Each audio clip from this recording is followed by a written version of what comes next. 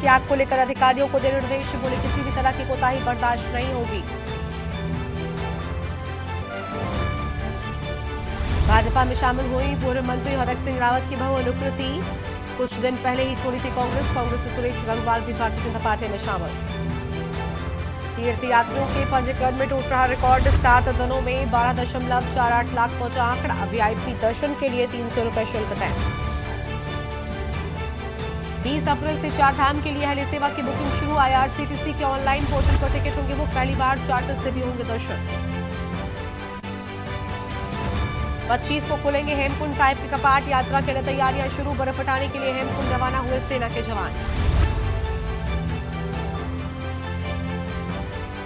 पहाड़ों में हल्की बारिश के आसार, मैदान में सताएगी गर्मी। उत्तरकाशी, चमोली, पिथौरागढ़ जिले के कुछ इलाकों में हल्की बारिश की संभावना। गाजियाबाद के दौरे पर सीएम धामी। आप देख रहे हैं के न्यूज, खबरों का सारथी। नमस्कार, आप देख रहे हैं के न्यूज इंडिया। मैं हूं आपके साथ गरिमा वाजपेयी। खबर उत्तराखंड की शुरुआत करेंगे कुछ अहम खबरों के साथ में। देहरादून से बड़ी जानकारी आपको हम बताते हैं, जहां पर चार धाम यात्रा को लेकर लोगों में उत्साह नजर आ रहा है। यात्रा के लिए श्रद्धालुओं का रिकॉर्ड रजिस्ट्रेशन देखने को मिल रहा है। आपको बता दें कि 6 दिन के भीतर 12.48 लाख रजिस्ट्रेशन। रविवार को आपको बता दें कि लाखों की संख्या में रजिस्ट्रेशन हो रहे हैं। तो वहीं केदारनाथ के लिए 38,970 रजिस्ट्रेशन हुए हैं। बद्रीनाथ के लिए 30,079 रजिस्ट्रेशन होने की बात सामने आई है। माफ कीजिएगा, 39 रजिस्ट्रेशन हुए हैं। और यमुनोत्री के लिए 14,058, गंगोत्री के लिए 17,681, हेमकुंड साहिब के लिए 2,369 रजिस्ट्रेशन हुए हैं। तो ये बड़ी खबर, जहां 6 दिन के भीतर ही 12 लाख रजिस्ट्रेशन की बात सामने आई है। चार धाम यात्रा के शुरू होते ही गजब का उत्साह लोगों में देखने को मिल रहा है। बड़ी जानकारी आपको हम बता रहे हैं।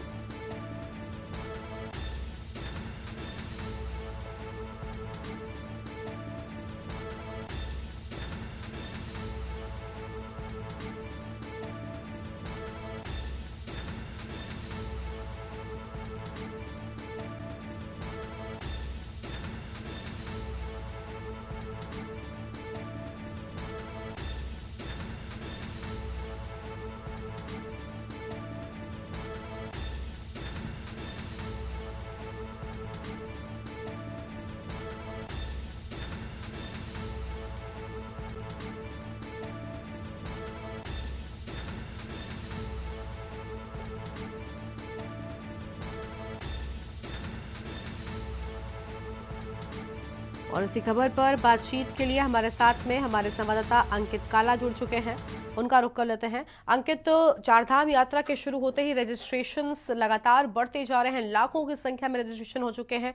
बताया जा रहा है कि जो स्थानीय लोग हैं वो काफी खुश नजर आ रहे हैं सबसे। बिल्कुल गरिमा, आपने सही कहा। देखिए, 10 मई से चारधाम यात्रा का आगाज होने जा रहा है और उससे पहले जो रजिस्ट्रेशन की प्रक्रिया है, हर एक श्रद्धालु को जो भी चारधाम यात्रा के दर्शन करना चाहते हैं उन सभी को रजिस्ट्रेशन कराना अनिवार्य है। इसको लेकर के लगातार श्रद्धालुओं में काफी उत्साह देखने को मिल रहा है और मात्र 6 दिन के भीतर ही 12 लाख से अधिक जो रजिस्ट्रेशन हुए हैं वो बता रहे हैं कि श्रद्धालुओं में चारधाम यात्रा को लेकर के कितना उत्साह है।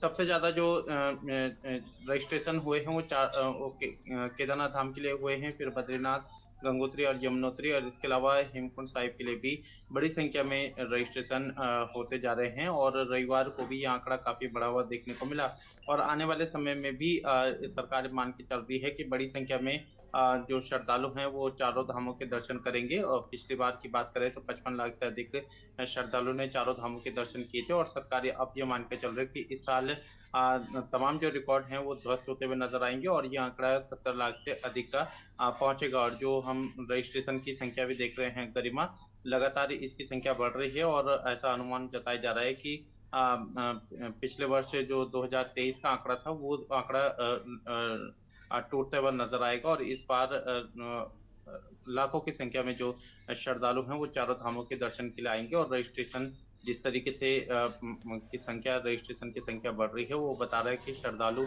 इस बार रिकॉर्ड तोड़ चारधाम यात्रा में दर्शन के लिए पहुंचने वाले हैं। बिल्कुल, साफ तौर पर काफ़ी उत्साह जो है वो देखने को मिल रहा है। और देखिए, क्योंकि अंकित, अगर इन पहाड़ी इलाकों की बात करें तो चार धाम कहीं न कहीं जो पहाड़ पर रहने वाले लोग हैं उनके लिए एक बड़ा व्यवसाय भी है। जब यात्रा शुरू होती है तब कहते हैं कि उनके लिए सहालग का मौसम होता है और व्यापारी बहुत खुश नज़र आते हैं, क्योंकि महज़ 6 महीने का ये वक्त होता है। तो उसके लिए इनकी तरफ से क्या कुछ तैयारियां की गई हैं और प्रशासन ने क्या कुछ इंतजाम किए हैं, क्योंकि अब जब चार धाम यात्रा है, देश विदेश से लोग चार धामों की यात्रा के लिए पहुंचेंगे, तो उनकी सुविधा के लिए प्रशासन कितना एक्टिव हो चुका है? बिल्कुल गरिमा, आपने सही कहा। देखिए, उत्तराखंड की आर्थिकी की रीढ़ एक महत्वपूर्ण चारधाम यात्रा है। चारधाम यात्रा से उत्तराखंड के हजारों लाखों जो परिवार हैं वो प्रत्यक्ष और अप्रत्यक्ष रूप से जुड़े हुए हैं। जब एक श्रद्धालु अपने किसी दूसरे राज्य से उत्तराखंड पहुंचता है तो वो खाली सिर्फ दर्शन के लिए नहीं पहुंचता है, बल्कि उसके साथ साथ वो तमाम जो व्यवसायी हैं उनको भी लाभान्वित करता है। मसलन अगर आप होटल व्यवसाय की बात करें, स्थानीय रोजगार की बात करें, तो ऐसे तमाम अनगिनत जो रोजगार से जुड़े हुए जो क्षेत्र हैं वहाँ पर इसकी आर्थिकी कहीं न कहीं काफ़ी जुड़ती है। और इसकी वजह से जो होटल जो तमाम जो व्यवसाय हैं वो काफ़ी उत्साहित हैं इस चारधाम यात्रा को लेकर के। और जिस तरीके से आंकड़ा बढ़ रहा है उसकी वजह से माना जा रहा है कि इस साल भी बड़ी संख्या में जो श्रद्धालु हैं वो चारों धामों के दर्शन के लिए आएंगे।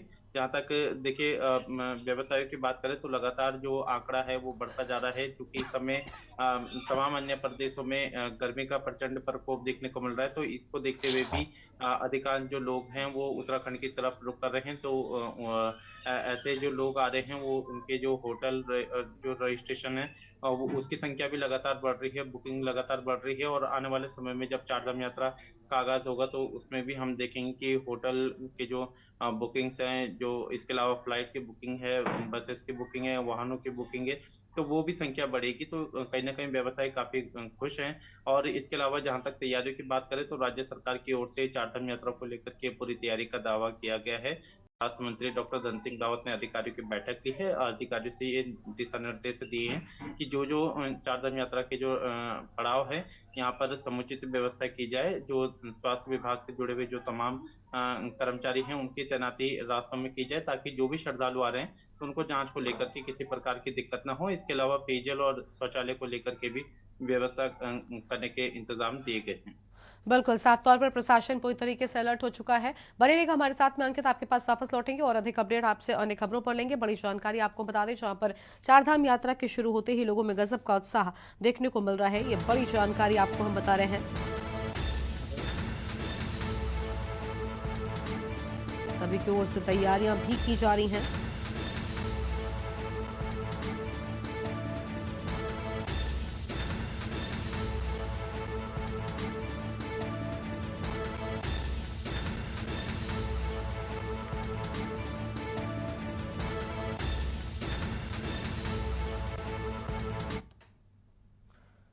और चारधाम यात्रा में दर्शन के लिए वीआईपी को देना होगा शुल्क। बद्रीनाथ केदारनाथ में वीआईपी को शुल्क भरना होगा और वीआईपी को शुल्क 300 रुपए का देना होगा। 10 मई को केदारनाथ, 12 मई को बद्रीनाथ के खुलेंगे कपाट। बड़ी जानकारी आपको हम बता रहे हैं, जहां पर वीआईपी दर्शन के लिए आपको देना होगा शुल्क। यह हम जानकारी आपको हम बता दें।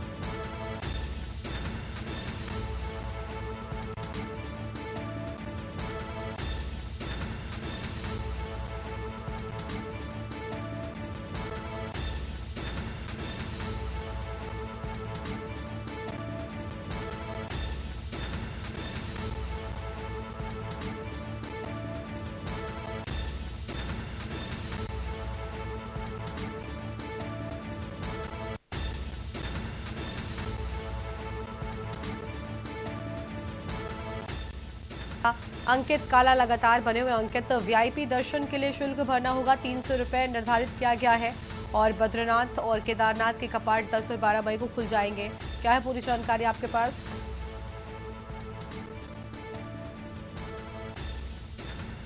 तो इसको देखते हुए वीआईपी दर्शन की भी सुविधा मंदिर समिति की ओर से की गई है। अगर आप वीआईपी दर्शन करना चाहते हैं तो 300 रुपये का अतिरिक्त शुल्क आपको दर्शन के लिए देना होगा। इसके लिए जो लंबी लाइन है उससे कहीं ना कहीं श्रद्धालु बच सकते हैं। तो इसको देखते हुए मंदिर समिति की तरफ से ये व्यवस्था की गई है। देखना होगा कि जो वीआईपी दर्शन को लेकर के जो नई व्यवस्था की गई है उसमें श्रद्धालु कितना इसका लाभ ले पाते हैं। लेकिन जिस तरीके से भक्तों का लगातार आंकड़ा बढ़ता हुआ दिख रहा है, तो ऐसे में समय की बचत को लेकर के मंदिर समिति की ओर से यह निर्णय लिया गया है और इसमें आपको 300 रुपये का शुल्क अतिरिक्त देना होगा दर्शन के लिए। केदारनाथ और बद्रीनाथ धाम में ये व्यवस्था जो है वो की गई है। बिल्कुल, साफ तौर पर यहाँ पर पूरी तैयारी कर ली गई हो और अगर वीआईपी दर्शन करने हैं तो 300 का शुल्क निर्धारित किया गया है। अंकित, ये भी जानना चाहेंगे कि क्या वीआईपी दर्शन में क्या सुविधाएं हैं, ऐसी कोई जानकारी मिली है क्या? क्या वक्त कम लगता है? जो जो कतारें लगी होती हैं, क्या यहाँ पर वक्त बचा सकते हैं जो दर्शनार्थी पहुंचेंगे?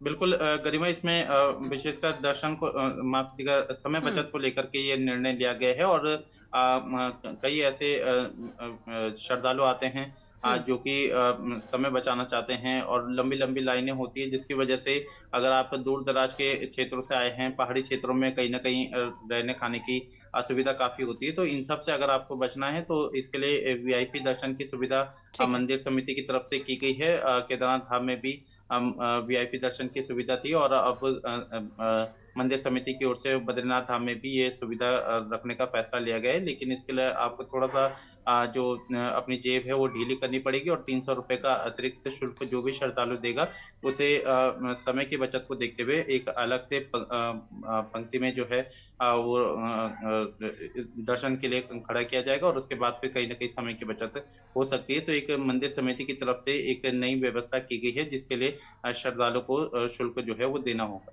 ठीक है, बहुत शुक्रिया अंकित आपका अधिक जानकारी के लिए। तो यह हम खबर आपको हम बता दें जहां पर साफ तौर पर चारधाम यात्रा के लिए वीआईपी दर्शन के लिए अतिरिक्त शुल्क देना होगा। अंकित बनेगा, आगे भी आपसे अपडेट लेंगे। बड़ी जानकारी आपको हम बता रहे थे जहां पर चारधाम यात्रा के एक तरफ कपाट खुलने से जहां लोगों में उत्साह है, तो वहीं वीआईपी दर्शन के लिए आपको शुल्क एक्स्ट्रा भरना हो सकता है, उसकी जानकारी भी सामने आई है।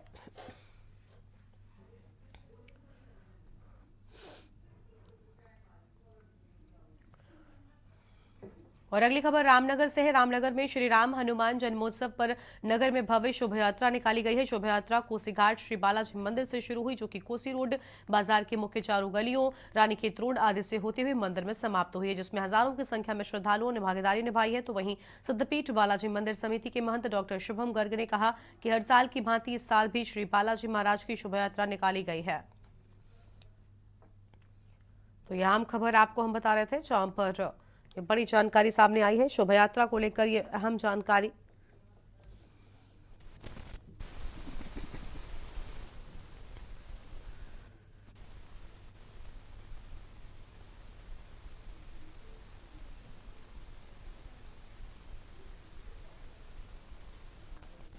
फिलहाल ये बड़ी खबर आपको हम बता रहे हैं।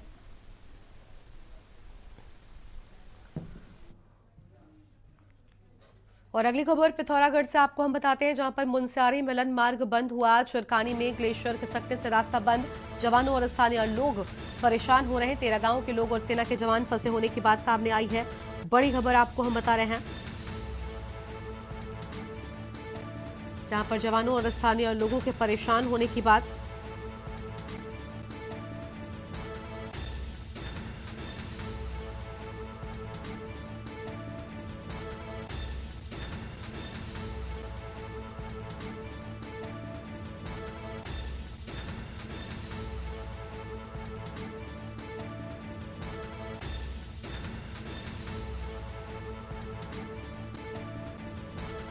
और यह अहम खबर आपको हम बता दें जहां पर 13 गांवों के लोग और सेना के जवानों के फंसे होने की बात सामने आई है। ये बड़ी खबर।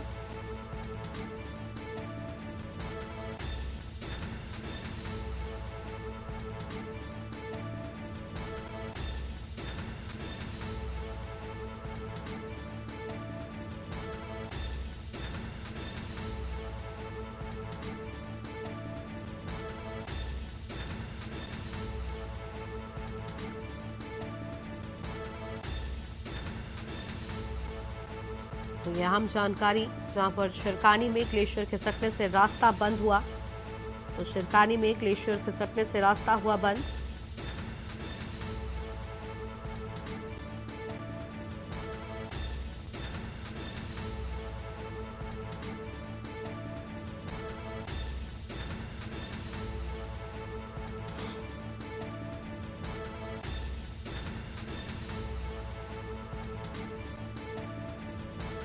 और ये अहम खबर आपको हम बता रहे हैं।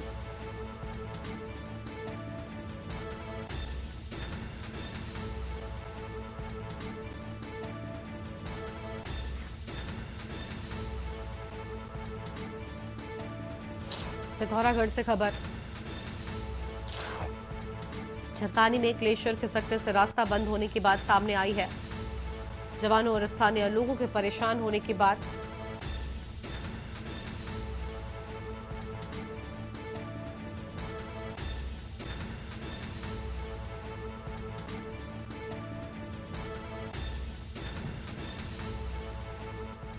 तो 13 गांव के लोगों के फंसे होने की बात और सेना के जवानों के फंसे होने की बात सामने आई थी। आगे बढ़ते हैं खबरों की ओर। हरिद्वार से खबर है, जहां पर युवक ने जहर खा लिया। निजी अस्पताल में इलाज के दौरान उसकी मौत हो गई है। आपको बता दें कि लक्सर मेन बाजार चौकी में युवक ने जहर खाया। बड़ी खबर आपको हम बता दें, जहां एक युवक ने जहर खा लिया।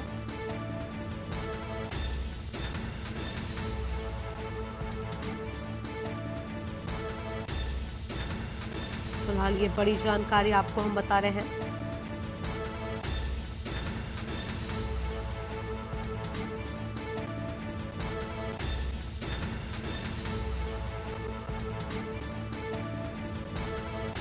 पुलिस ने शव को पोस्टमार्टम के लिए भेजा है और युवती के परिजनों ने की थी युवक की शिकायत। छेड़खानी और परेशान करने की शिकायत की थी।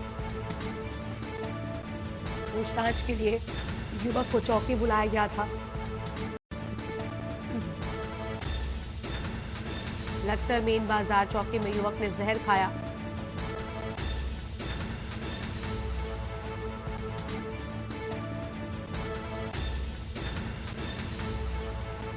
फिलहाल ये अहम खबर सामने आ रही है।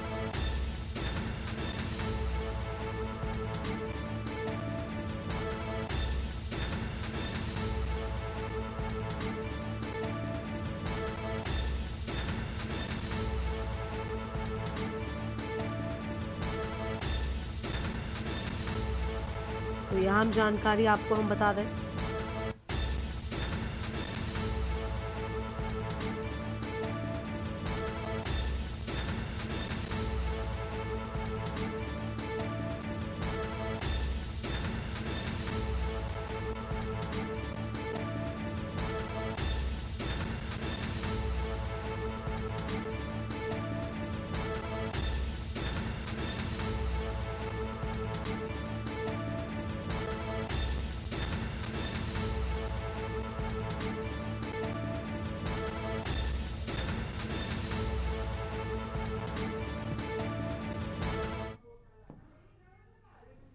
तो पुलिस ने शव को पोस्टमार्टम के लिए भेजा है।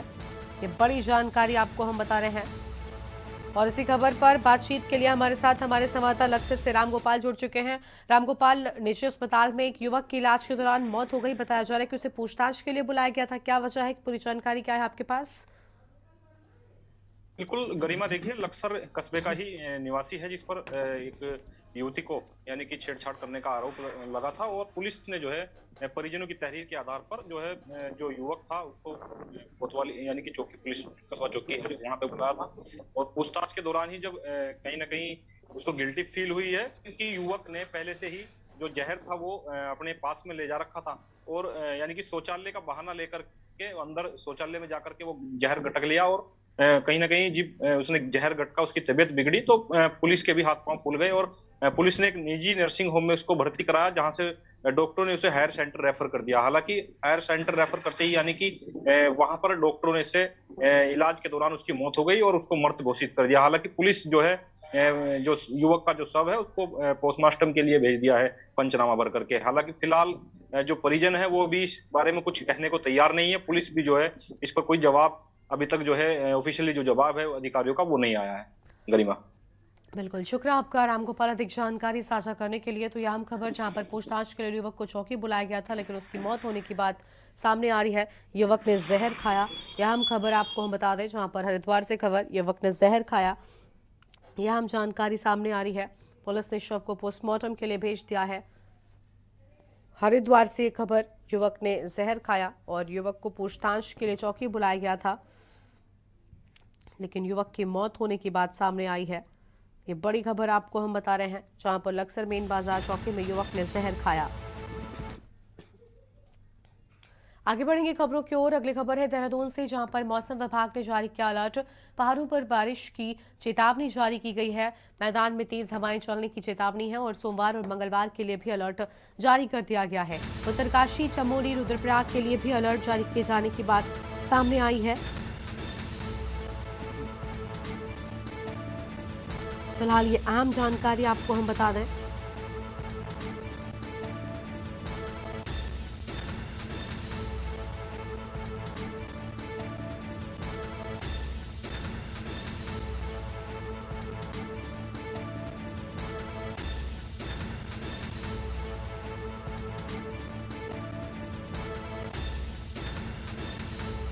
और 35 किलोमीटर की रफ्तार से हवा चलने का अलर्ट जारी किए जाने की बात सामने आई है।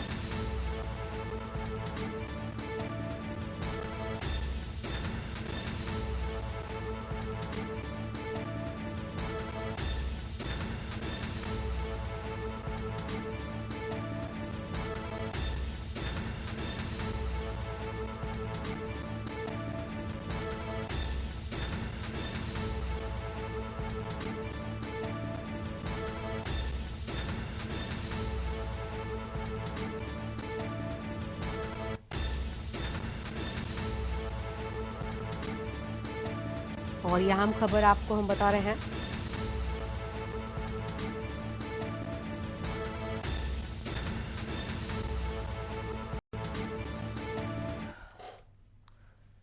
जहां मौसम विभाग की ओर से अलर्ट जारी कर दिया गया है। और अगली खबर आपको लालकुआं से बताते हैं, जहां पर सितारगंज के निवर्तमान चेयरमैन हरीश दुबे ने पत्रकारों से वार्ता करते हुए कहा कि वोट प्रतिशत कम होने से सत्ताधारियों को नुकसान उठाना पड़ेगा और इसके अलावा कांग्रेस पार्टी महंगाई, बेरोजगारी, परीक्षा में पेपर लीक जैसे मुद्दों के साथ जनता के बीच थी और इसका सीधा फायदा कांग्रेस पार्टी को होगा। इतना ही नहीं, अतिक्रमण के नाम पर लोगों के घर उजाड़ने का काम किया गया है, इससे भी जनता नाराज दिखाई दी और ऐसे ही मतदाता है भाजपा को हराने के लिए वोट डालने पहुंचे थे। हम लोग देखिए मुद्दे क्या थे। मुद्दे वो बेरोजगारी का मुद्दा था, भ्रष्टाचारी का मुद्दा था, महंगाई का मुद्दा था, बच्चों के पेपर लीक का मुद्दा था। और उसके बाद लोकल में जो ये तोड़फोड़ हुई G20 के नाम पर, कभी रोड को चौड़ा करने के नाम पे लोगों के घर उजाड़ दिए गए, लोगों की दुकानें तोड़ दी गई, लोगों को बेसहारा कर दिया गया, लोगों पे झूठे मुकदमे लगाए गए, लोगों को डराया गया, धमकाया गया, लोगों को ब्लैकमेलिंग करी गई। ये सारे मुद्दे छाए रहे और इसको लेकर जो है कि जो मतदाता लाइन में जाकर लगा, वो मतदाता था जो हराने के लिए इस बार लगा, सत्ता को पलटने के लिए लगा, परिवर्तन के लिए लगा। वो मतदाता पोलिंग बूथ पे पहुंचा और जो मतदाता इस भरोसे बैठा हुआ कि सब कुछ तो चल रहा है, सब लहर चल रही है और जो लहर वाली थी, लहर में अपने आप वोट पड़ जाएगा, वो मतदाता 5 बज गए, पोलिंग का समय समाप्त हो गया, वो घरों में ही सोता रहा।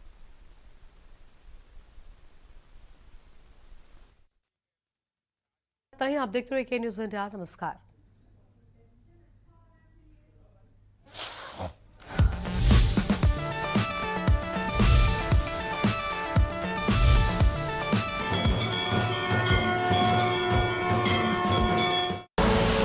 आप देख रहे हैं के न्यूज़, खबरों का सारथी।